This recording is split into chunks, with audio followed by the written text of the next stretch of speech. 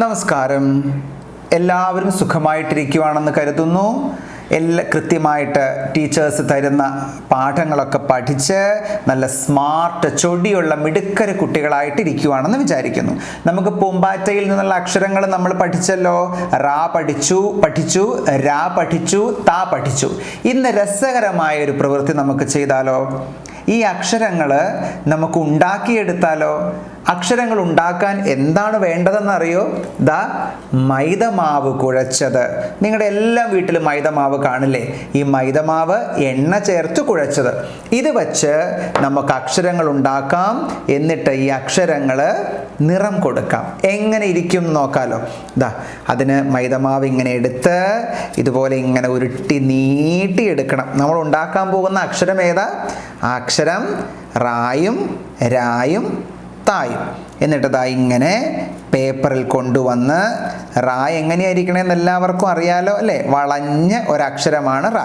അപ്പോൾ നമുക്ക് ആ വളഞ്ഞ അക്ഷരത്തെ ഉണ്ടാക്കിയെടുക്കാം. വീണ്ടും കുറച്ച് മാവ് ഇങ്ങനെ എടുത്ത് ഉരുട്ടി നീട്ടിയെടുത്തിട്ട് ഇവിടെ ഇങ്ങനെ കൂട്ടിച്ചേർത്ത് വച്ചാൽ എളുപ്പത്തിൽ റാ എന്ന അക്ഷരമായി കഴിഞ്ഞു. എത്ര എളുപ്പം റാ ഉണ്ടാക്കിയെടുത്തു നോക്കൂ. ഇനി അടുത്ത നമ്മൾക്ക് ഉണ്ടാക്കിയെടുക്കേണ്ടത് രായാണ് അല്ലേ? അപ്പോൾ രാ എന്ന അക്ഷരം ഉണ്ടാക്കാം.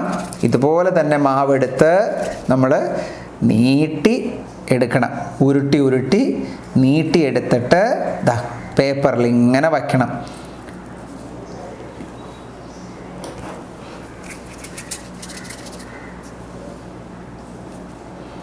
ഇങ്ങനെയുള്ള പ്രവൃത്തി ചെയ്യാൻ എല്ലാവർക്കും നല്ല ഇഷ്ടമല്ലേ? ഇതിന് അമ്മയുടെ കയ്യിൽ നിന്ന് അടി വാങ്ങിക്കാതെ നോക്കണം കേട്ടോ. മൈദ എടുത്ത് ഉരുട്ടുമ്പോൾ അമ്മയുടെ അനുവാദത്തോടു കൂടി മാത്രം എല്ലാവരും ചെയ്താൽ മതി. നോക്കൂ, രാ എന്ന അക്ഷരവും റെഡിയായി കഴിഞ്ഞു. ഇനി അടുത്തത് താ എന്ന അക്ഷരമാണ്. താ എന്ന അക്ഷരം അറിയാം നമുക്ക്. രണ്ട് റാകൾ പരസ്പരം കൈകോർത്ത് പിടിച്ചതുപോലെയാണ് താ എന്ന അക്ഷരം. അപ്പോൾ അതിൽ ആദ്യത്തെ റാ ഞാൻ ഉണ്ടാക്കി വയ്ക്കുവാണ് ഇവിടെ. ആദ്യത്തെ റാ.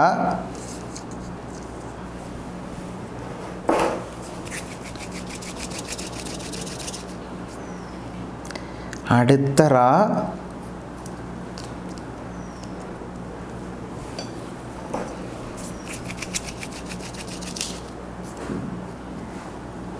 പിന്നെ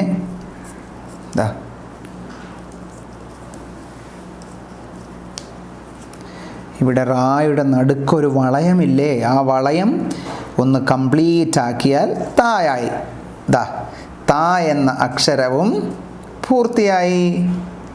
ഇനി നമുക്കിതിന് നിറം കൊടുക്കാം. അങ്ങനെ ഞാൻ 3 അക്ഷരങ്ങൾക്കും നിറം കൊടുത്തു. നിങ്ങൾക്കിത് പലതരത്തിലുള്ള നിറം കൊടുത്ത് മനോഹരമാക്കാം കേട്ടോ.